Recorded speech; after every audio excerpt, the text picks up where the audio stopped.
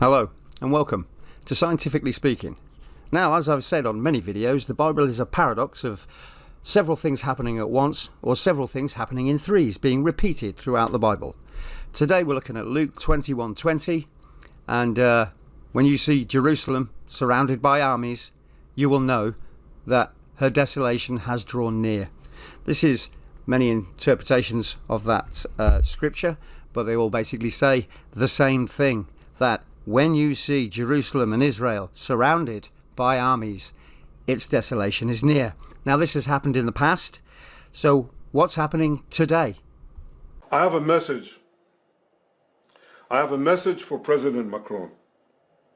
Today, Israel is defending itself on 7 fronts against the enemies of civilization. We're fighting in Gaza against Hamas, those savages who murdered, raped, beheaded, and burned our people on October 7th. We're fighting in Lebanon against Hezbollah, the most heavily armed terror organization in the world, which was planning an even greater massacre than October 7th on our northern border, and that has rocketed Israeli towns and cities for nearly a year.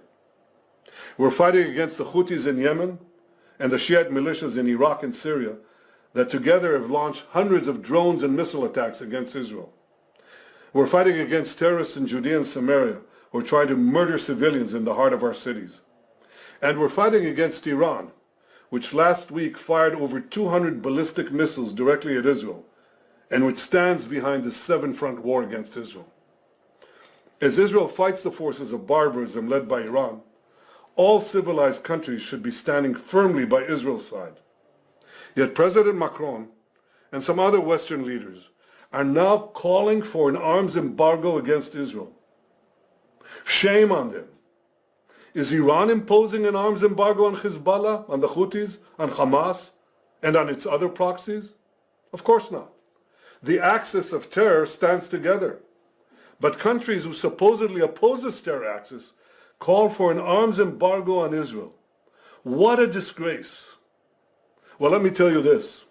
Israel will win with or without their support. But their shame will continue long after the war is won.